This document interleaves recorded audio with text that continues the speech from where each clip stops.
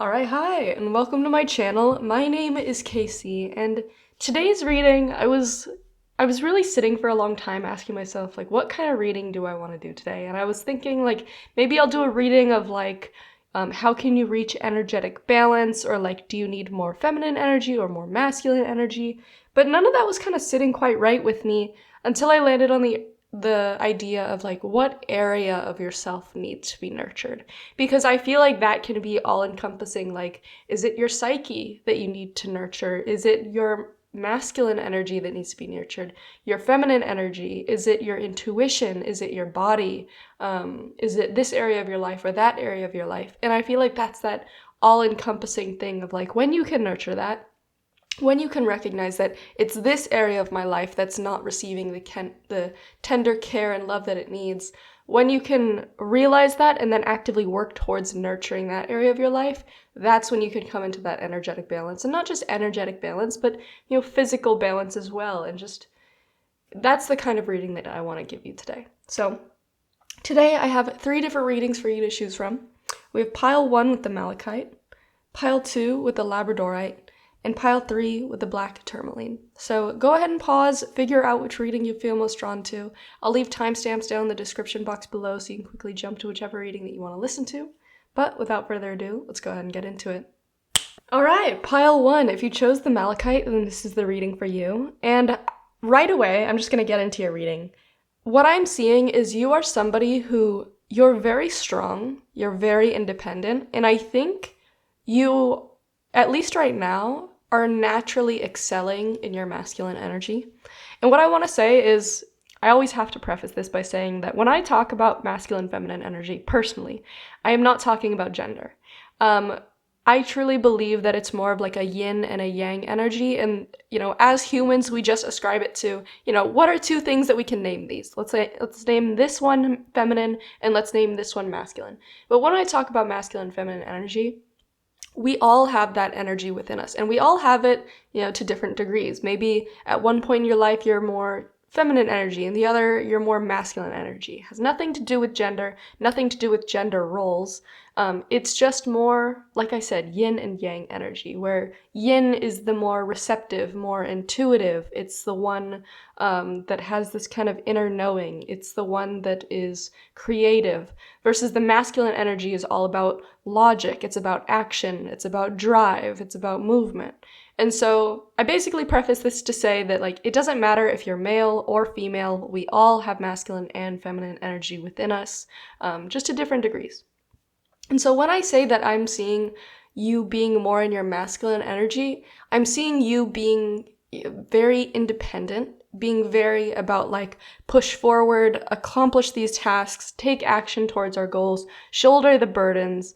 And what I'm seeing is the part of yourself that needs to be nurtured is not just that feminine energy. I'm not really seeing, like, you need more feminine energy in your life necessarily, but I'm seeing that you don't need to shoulder these burdens alone, and you don't need to constantly go it alone and not ask others for help. I'm seeing mainly, like, what really needs to be nurtured is the part of yourself that just wants to connect to others, that wants to feel cared for by other people, that wants to be surrounded by loving, warm energy. I'm specifically getting, like, maybe you just need to spend some time with your best friends, or maybe you need to spend some time with your siblings, or with your mom, or your dad, or, aunts, uncles, but whoever it is in your life that you feel like you can really just let your hair down and you don't need to put up a front around them, and you can just relax and you can let all the burdens in your mind go and just have a good time. Because I feel like, at least in your personal life or your career life right now, you've been all about, like, drive, move forward. Like, I don't need other people to help me out. Like, I'm gonna be picking up my own slack. I am not gonna have other people. I see, like, you not wanting to be a burden to other people.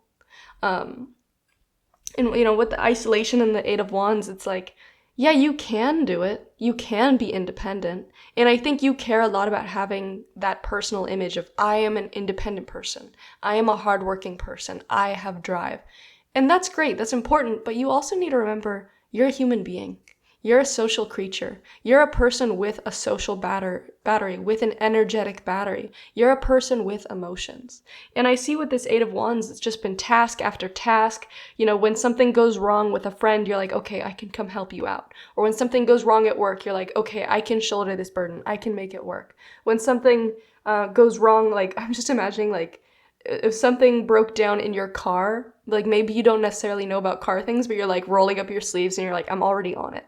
Like, you are the kind of person that people really can rely on to get shit done and to, you know, be that an independent, hardworking person.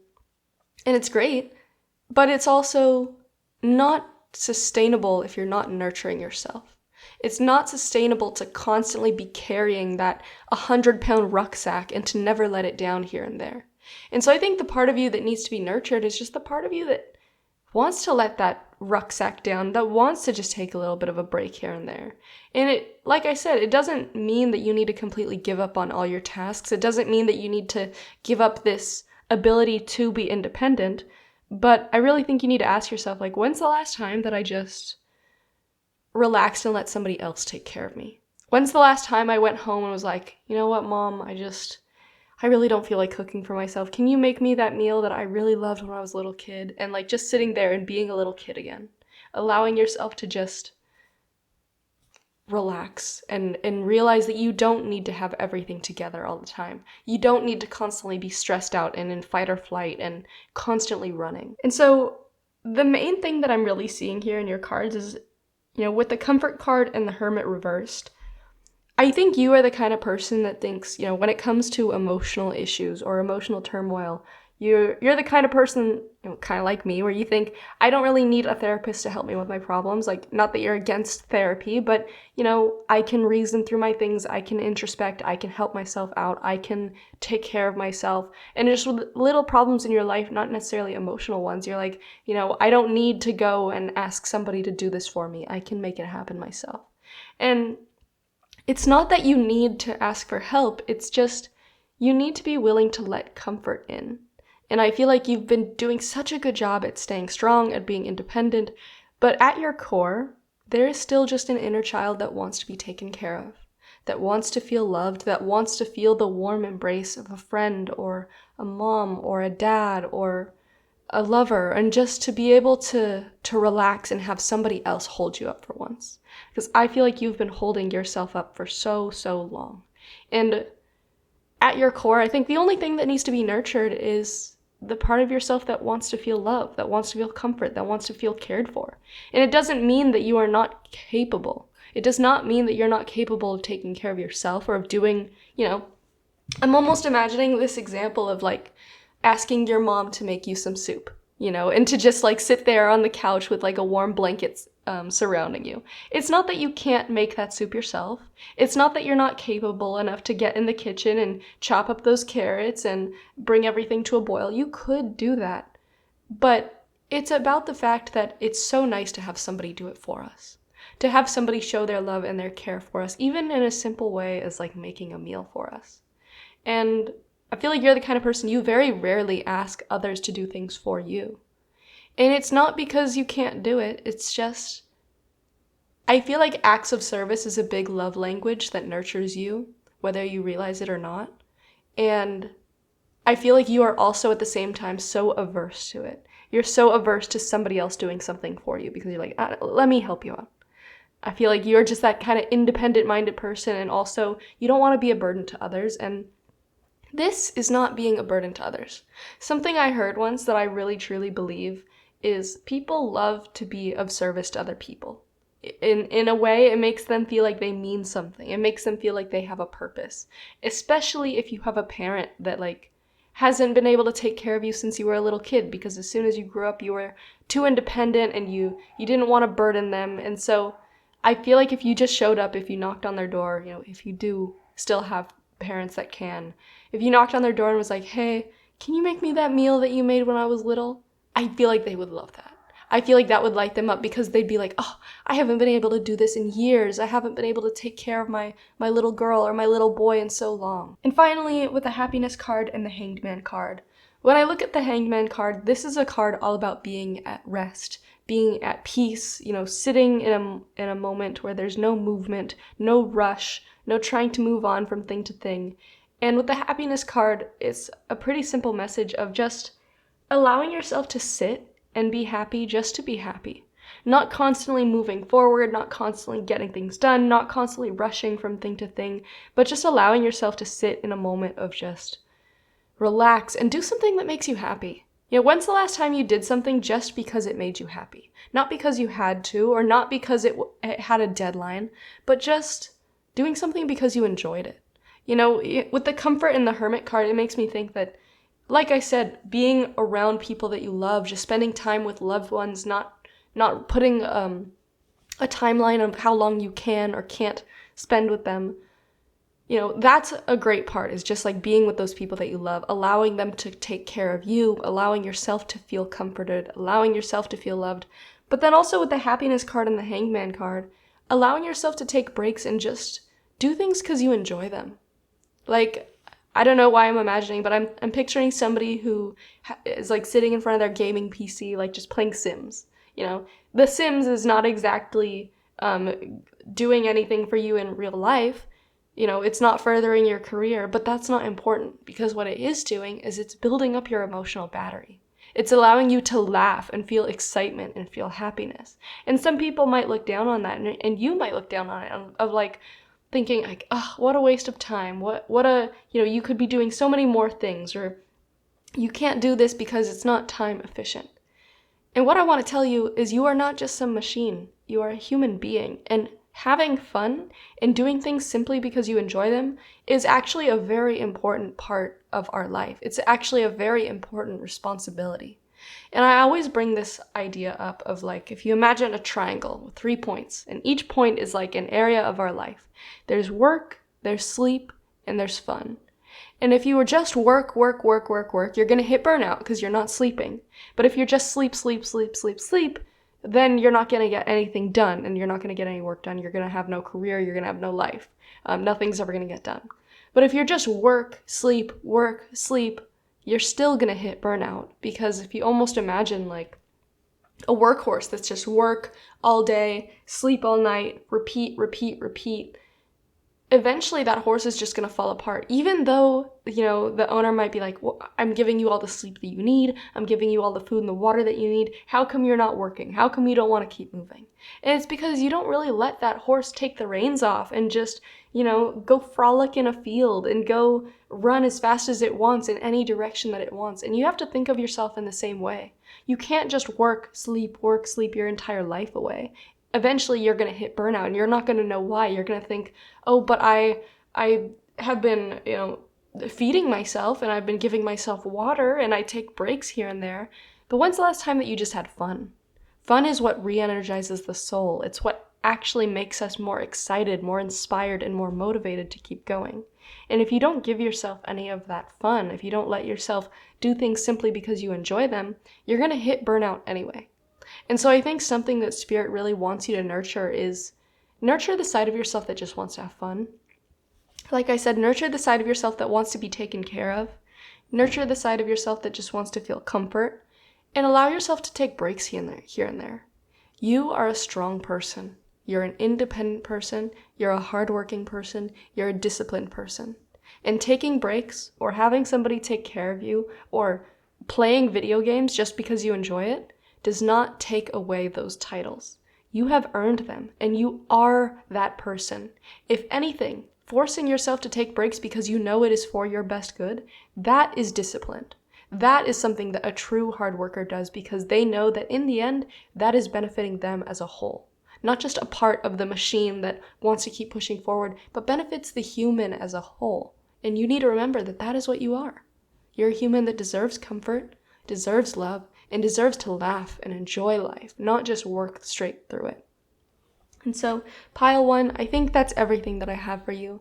I think you just need to remember that these tender parts of yourself, these parts of yourself that wants to feel creative, that wants to feel happy, that wants to feel taken care of, that wants to be loved, especially that inner child in you, is still there, and that all deserves to be nurtured. And I think it's not going to take away from the masculine energy of the hardworking energy of the drive and the getting things done. That's still going to be there. You're still going to get everything done. But you're going to get it done and you're going to feel a lot better. You're not going to feel like a workhorse that wants to just like lay down and pass out, because you have those moments where you tend to your relationships. You have those moments where you let somebody else take care of you for a while. You have those moments where you let yourself have fun and let your hair down. That, in the end, is going to build you into such a well-rounded person. Not just one half of a triangle that's like doing its best to keep pushing along, even when burnout is right around the corner. And so that is everything that I have for you. I hope this reading found you when you need it the most. I hope that you can nurture yourself and nurture this area of your life that needs a little bit of help. But that is everything that I have. Thank you so much for watching. Bye-bye. All right, pile 2. If you chose the Labradorite, then this is the reading for you. And I want to start by saying that what I'm seeing in your reading isn't necessarily like a part of you that needs to be nurtured. More so, there's a negative part that needs to be cut away. And I'm actually picturing in my mind, and when I say this, I'm not talking in literal terms, I'm talking in metaphorical terms, because I don't want to scare anybody. But what I'm picturing in my mind is like somebody that has this like black tumor growing on them, and it's like growing these veins, and it's like digging into this person, and they feel like they don't have the strength to cut it away. And it's like this negative thing that you're carrying. And the reason that I'm seeing this is because with the Death card in the Six of Swords reversed, there's this inability to finish off a cycle. There's something of an old cycle that is holding onto you, like a tumor that needs to be cut off. There's something from, perhaps it was an old relationship or something that really wounded you, and there's a part of you that is scared of what it means to fully let go and move on. And I'm not exactly sure what it's talking about. It could be pertaining to, I was going to say it could be pertaining to something that happened in a relationship, but everything that I'm seeing here, it's not about somebody else. It's all about you. It's all about you and your personal growth, and that there is something holding you back. And I can actually like feel it. Like I can feel something specifically on my left shoulder. It just feels like this tumor, this pain is really digging in. And I'm trying to figure out like an analogy of how I can describe this. Like, I almost want you to imagine this tumor as like, let's say it's your ego. Something that our ego does for us is it shows us the worst possible outcomes to things. It makes us afraid because at the end of the day, our ego is there to protect us.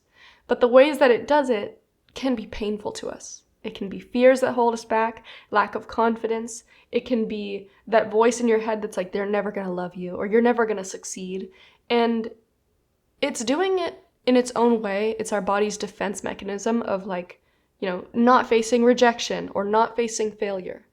But it can often hold us back from the good outcomes, because there's always two sides of things. There is the possibility that this person could reject you, or that you could fail at this career thing, or you could fail at XYZ, but then there's also the possibility of it being successful, or of that person saying yes. And our ego stops us from also seeing the good in things. Our ego also stops us from reaching that success or living our dream life, of attaining our manifestations. And so, it's protecting us from the bad, but it's also stopping us from reaching the good. And I'm seeing your ego, or at least what's holding you back right now, as this tumor. It's stopping you. It's holding you in the past. And specifically, I'm thinking of something that was from an old version of yourself or a past cycle that you want to get out of. I see that there's this beautiful future that your soul desires to move towards. An area of your life where there's independence, there's freedom, there's new experiences, but there's this fear holding you back. This tumor is this fear. It's this fear of, what if I don't make it? Let's say you want to move to a different place. Maybe there's this fear that you won't be able to provide for yourself, or these fears that, but I don't know if I can make new friends, so let me just stay in this one spot where I already know I have friends. That fear is stopping you from taking action. It's stopping you from taking action towards, first of all the things that you want to manifest. Let's say you want to manifest the dream home in the dream location, your dream job with your dream partner and your dream pets and XYZ. It's stopping you from all that because it's telling you don't move, don't pursue, don't go after it. And maybe in the past it's protected you from bad things. I mean, At the end of the day, fear does protect us from bad things. But you have outgrown this fear. And something that I always tell people dealing with these fears or dealing with this ego that is all-consuming, or these voices in their head telling them that they can't do it. Something I tell you to do is, instead of yelling back at that voice or berating that voice back or berating yourself, I want you to face that voice, that fear inside of you, with an open heart and with open arms. And I want you to tell yourself and tell that part of your ego, tell that fear, I love you so much, and thank you for taking care of me. Thank you for always watching out for me. But I have outgrown you. I no longer need you to protect me because I can protect myself, and I am willing to face those fears head on. And this fear is not going to dissipate immediately. It's not going to go away immediately. But if you continue to go at it with that mindset of, I don't need you to protect me anymore, I am willing to face the repercussions so that I can also be able to face the good. When you say that over and over again, eventually that voice kind of gets quieter and quieter until there's just this small little part of you that's a little bit afraid, but it is overshadowed by this big part of yourself that is curious, that is inspired and motivated and wants to have these new experiences. And maybe you might stumble, but you're always excited to get back up and continue to pursue. And I see that this fear that you have, it's this major roadblock. And I think with this intention of, what part of you needs to be nurtured, I think that fear needs to be faced head on. That's what needs to be healed and nurtured. Instead of just ignoring it, instead of hating it, hating that side of yourself, instead of berating it and yelling at it back, face it with open arms, love it, and say, I love you, but it's time to let you go. And I'm almost imagining this tumor, cutting it and beating it and punching it and hating it and trying to claw at it, isn't going to remove it for good. That tumor needs to be willing to retract itself, retract those veins. And the only way to do that is to convince every part of yourself that you don't need it anymore. Because that tumor, as much as you hate it, has been helping you. It's been holding you back from pain and suffering and rejection. But it needs to be you, every single part of yourself, every single part of your psyche, that agrees that I no longer need this to help me. I can help myself. And that's when that thing is going to pop off. And it's like literally going to pop off. It's going to remove itself and you're not going to need it anymore. And then you will be able to move forward freely. Because what I'm seeing here is, with the movement card and the Five of Pentacles, I think you're going to be afraid, especially if you're moving to a new place. It's going to be out of your comfort zone, especially if you're trying to make friends. It might be a little bit awkward right away. Maybe you won't connect with the first few people that you ask to be friends. But it's about trying and getting back up again and always moving forward. It will lead you to where you're meant to go. It will lead you to the people that you're meant to connect with. And it's going to be a period of time where it's awkward. Maybe you'll feel like you're really on your own. Maybe you'll feel like, man, do I even know what I'm doing? But I promise you, all of this is building you up into such a strong person who will attract all those things that you want. You won't feel the need to chase them constantly because you will attract them. Because what I'm seeing here with these last two cards is the Love card and the Queen of Pentacles. It's not just a journey of you trying to attain your manifestations. It's not just a journey of you trying to attain your dream life. It's also a journey of self-improvement and bolstering your confidence. The first step to that confidence is getting rid of that ego standing in your way, getting rid of the fear standing in your way. But eventually it's going to build you into this Queen of Pentacles who, she is her most stable, most beautiful, most grounded. And because of how grounded she is, because of the love that radiates from her, because of the confidence that radiates from her, the abundance wants to surround her. You almost imagine, like, if there's a room full of people and all these people are very uncertain, if there's somebody that decides to stand tall and lift their chin up and hold their shoulders back, decides to speak with confidence and with love, all those other people in the room are going to want to surround that person. They're going to want to know, how did you get this confidence? How can I learn from you? There's going to be people that are like, wow, look at that confidence. That's so attractive. I want to be with that person. Or there's going to be people that are like, that's what I want to be. That's the kind of friend I want to surround myself with. I don't want to surround myself with these negative people or these people that bring each other down. I want to be the kind of person that lifts myself up and lifts the people around me up. And I feel like along this journey, you will change and morph into this person over time because you are giving to yourself, because you're nurturing yourself, because you're nurturing your confidence. And even in these times where you feel fear, Instead of having that voice in your head that's telling you turn back, you are that active voice in yourself that's like, let's just take one more step forward. Let's just keep trying. Let's, yeah, it's scary, but I am right here with you. Even if you're talking to yourself, instead being that cheerleader, being that coach, being that voice that is positive, that is reassuring, changing that inner dialogue with yourself to be, this self-assured, confident, like, I am right here with you. That is what's going to push you so much further. And I think this life that you want, the life that you're trying to manifest, you will have that and so much more. But it all starts with right now of how do we dissolve that ego? How do we speak kindly to these fears so that we can push them down and so that they no longer control us? How do we instead change our focus from focusing on the bad or what can go wrong, instead focus on looking forward to what can go right? What are all the things that I can't wait to experience? What are all the things that I can't wait to attain and can't wait to go through? That's what you need to focus on instead, shifting this mindset to, I am so excited to move forward. I am so excited to branch out into what's new and what's unknown, instead of, I am afraid of the unknown. And so, pile 2, that is everything that I have for you. I really hope that this reading could make you feel encouraged. I hope that it could help you take a look at yourself and feel more love for yourself instead of fear, instead of pain, instead of hate.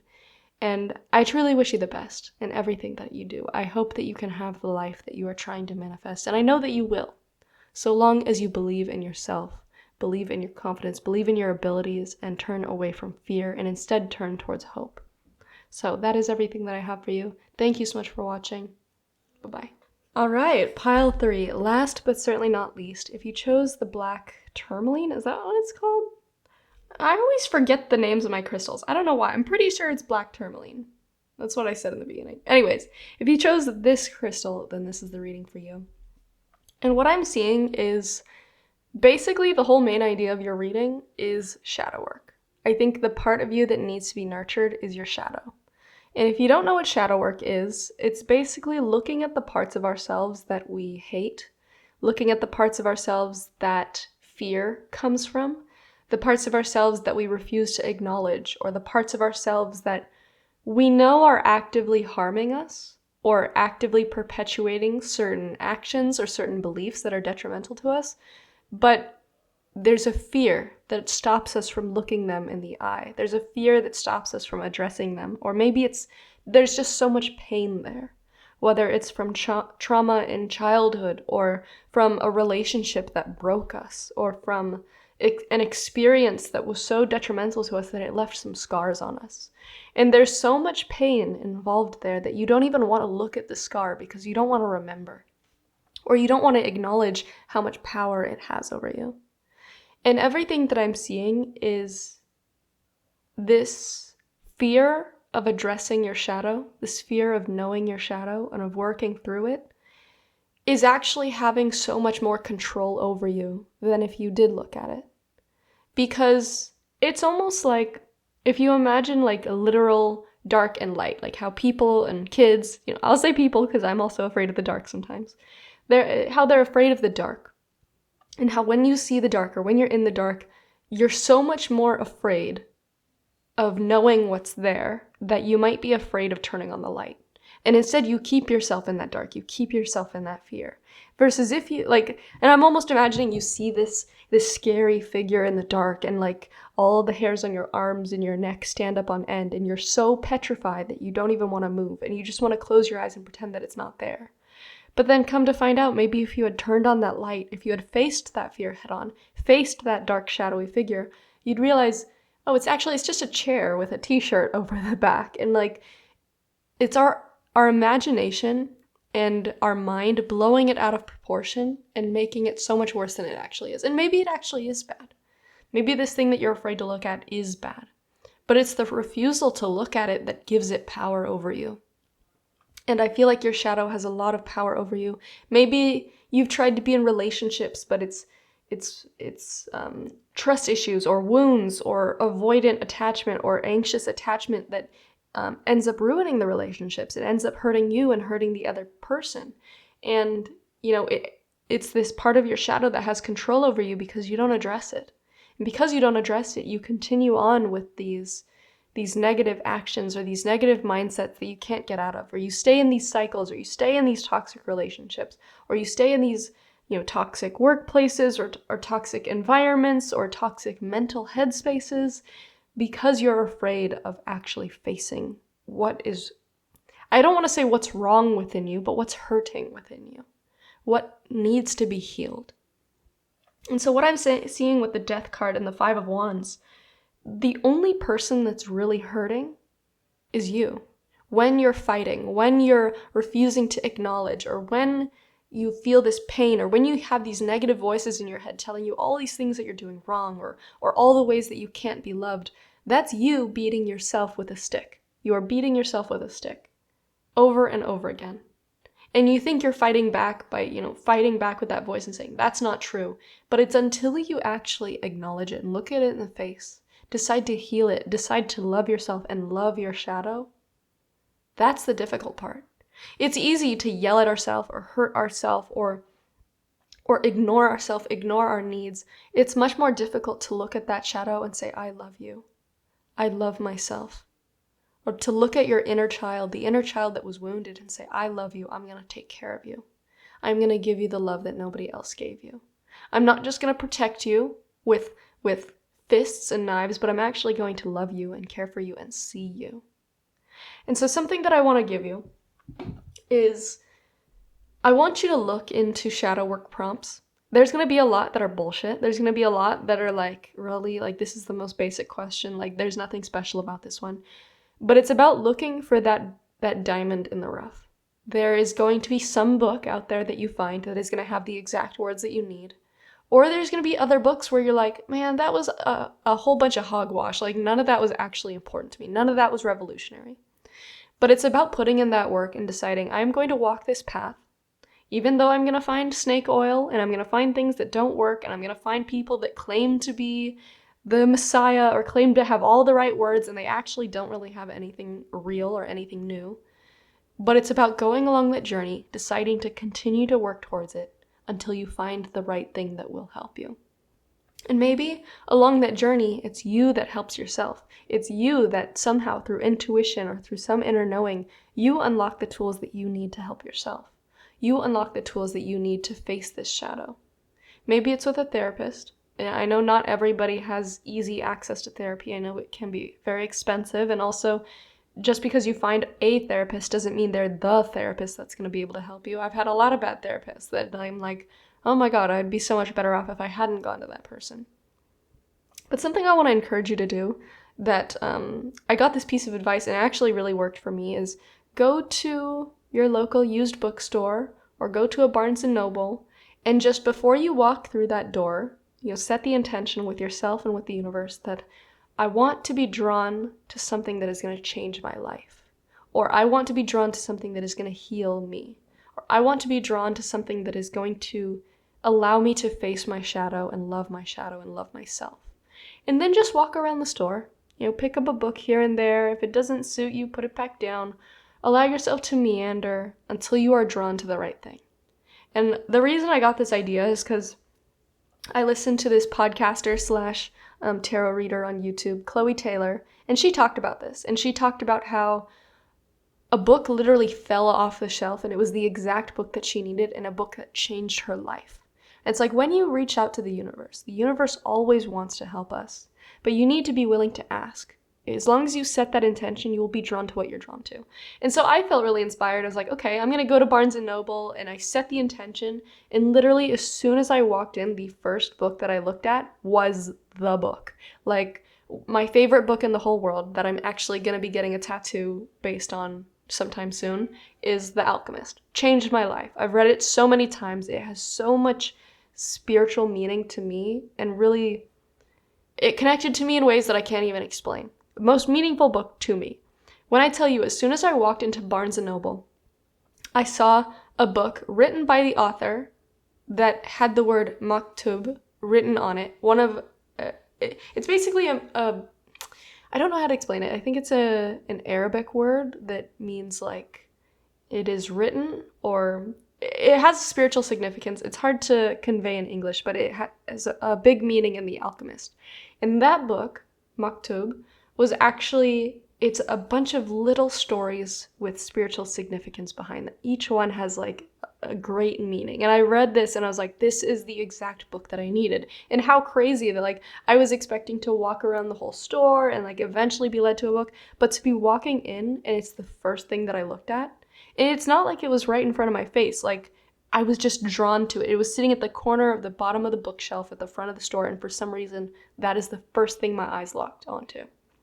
So I want to encourage you, maybe if you feel like you don't have the tools right now to help yourself, go to a bookstore, walk around, set that intention, and the universe will lead you to what you are meant to find.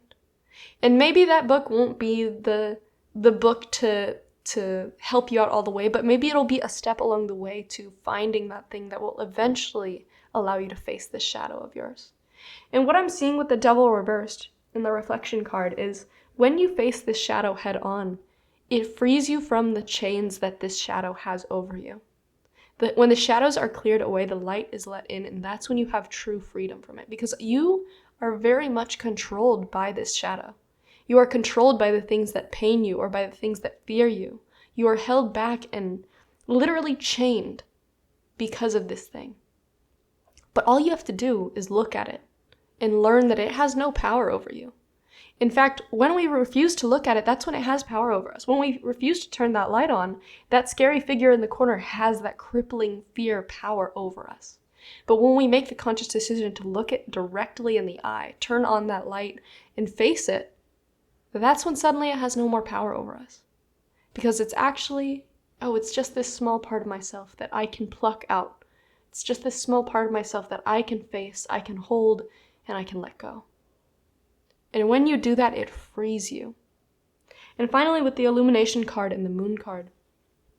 The Moon card is all about uncertainty. And when we're uncertain, that's when we get into conflicts.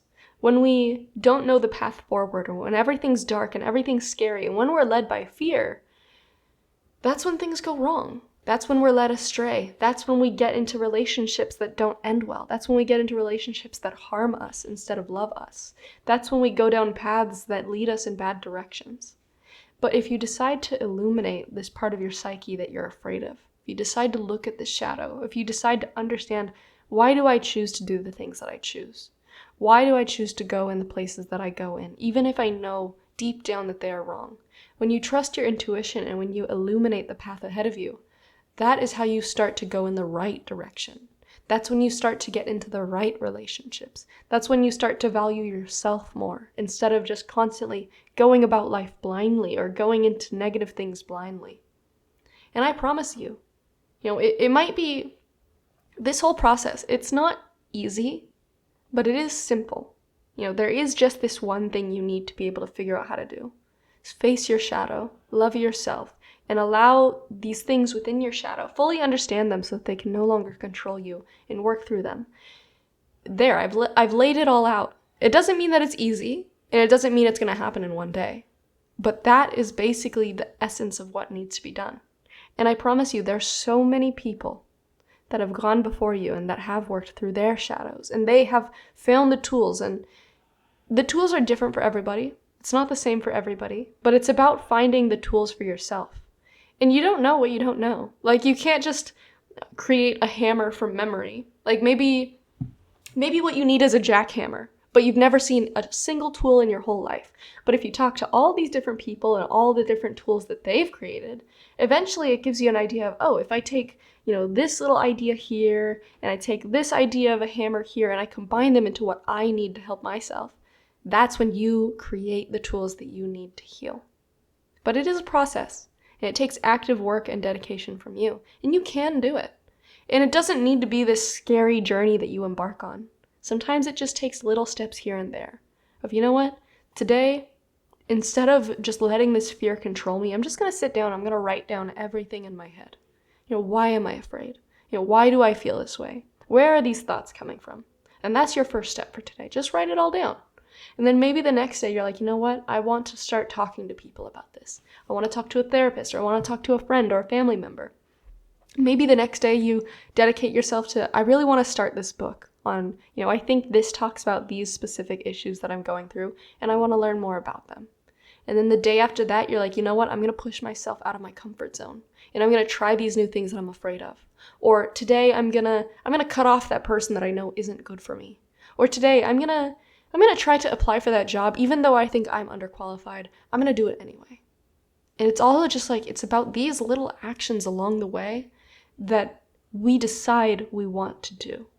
We decide we want to be better. We decide that we want to heal. We decide we want to face our shadow.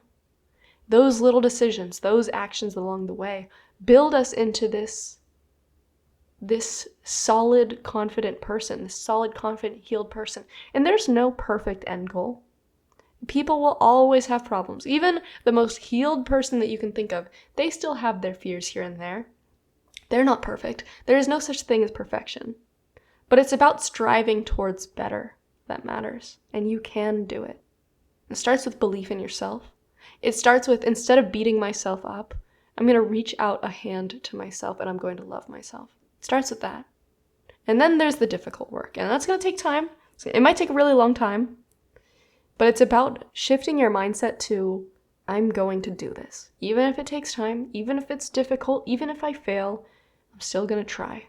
I'm going to try over and over and over again. So pile 3, that is everything that I have for you. I hope this brought you some clarity. I hope it made you feel a little bit encouraged. I want you to know that I truly believe in you. Your spirit guides and the universe truly believe in you. And there are loved ones, whether they are with you now, whether they have passed on, or whether you have yet to meet them. All of their highest selves are rooting for you because they love you. And your highest self, even if you feel like you don't have one, is rooting for you too. And I'm rooting for you. So I wish you the best of luck. Thank you so much for watching. Bye-bye.